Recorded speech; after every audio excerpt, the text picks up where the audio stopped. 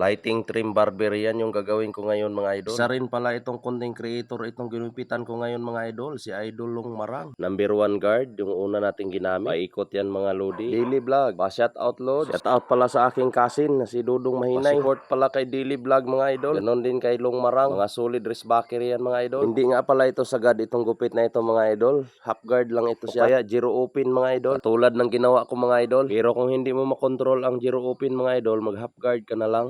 4.5 guard. Kung kaya mong kontrolin, mas mabilis yung zero open. Angas niyan idol ah. Pa-shout out naman po idol. From Kawayan Masbati. Master Bong Mix Vlog. Shout out sa iyo idol at sa buong Masbati. Binawasan ko lang pala ito ng konti mga idol sa taas. Sayang kasi ang kulay. Magpagwapo pala muna ako dito mga idol. Nakakahiya naman, maghaharap ako sa inyo. Mas lalong gumaganda talaga ang kulay mga idol pag natalbusan. Ang buhok. Habang tumatagal kasi mga idol, nasusunog din yung dulo ng buhok ng kulay. Ang tawag pala sa ginawa ko dyan mga idol, sectioning ng gunting at suklay. Another one, shout out tayo mga idol. Pa-shout out naman Lods from Kalibo Aklan. Shout out pala kay Aklanon Barber. At sa lahat ng taga Aklanon, shout out sa inyo. Shout out din kay Arwin Florista de la Cruz. Gikunik ko na yung blending ko nga binawas ko sa taas mga idol. Siyempre hindi talaga mawala ang plangkita mga idol. Iba kasi talaga ang daan mga idol pag mahilig ka sa plangkita. Mas smoother, shiny yung buhok. Shout out idol, Triple Barbers. Makunakon, Isabela. Baguhang Barbero idol.